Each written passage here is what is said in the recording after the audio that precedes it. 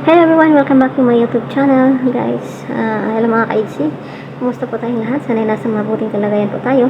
Ingatan po natin ang ating mga sarili guys. Kasi grabe ang panahon natin ngayon. Marami ang nagkakasakit. At isa na nga dyan, si Biancy na ating iniidolo. At si Kalingap Ido. Medyo sumama ang pakiramdam kasi ubo, sipon. Yan, usong-uso po yan sa panahon ngayon. Kaya ingat-ingat at uminom ng maraming tubig. Speaking of Biancy, ayan, Biancy, nahuli nga ba ni Kuya Bal Santos Matubang saan? Ayan. Bakit nga ba napunta doon? Sa lugar na yan si Biancy. Ayan, napunta siya doon kasi may birthday celebration.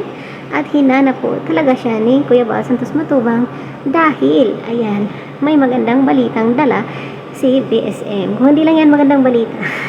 Kasi, ayan, magandang sorpresa. Siyempre, hindi na yung sorpresa kasi sinabi na naman niya. So, another blessings na po ang paparating kay Biancy galing po kay Kuya Bal Santos Matubang.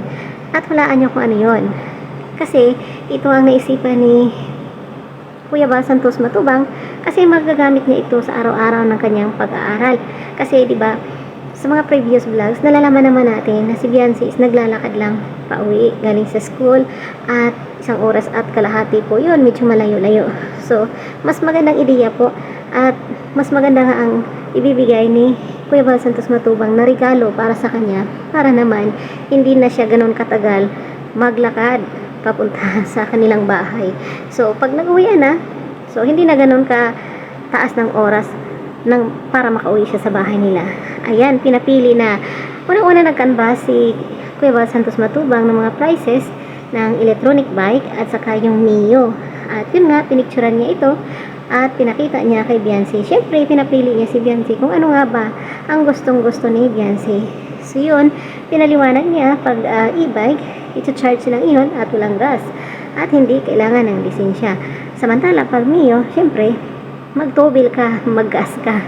So, pinili naman ni Biancy yung e-bike. Ang pinakamaganda ngayon ay lagi itong magagamit at hindi na mahirapan ang ating Biancy sa kanyang pauwi papunta sa school.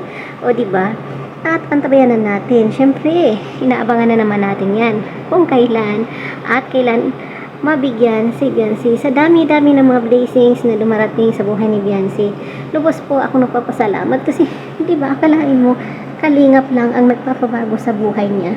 Marami din mga kabataan or maraming mga tao ang nangangarap na mapuntahan at isa nga ito si Biancy ay maswerteng napuntahan ng kalingap.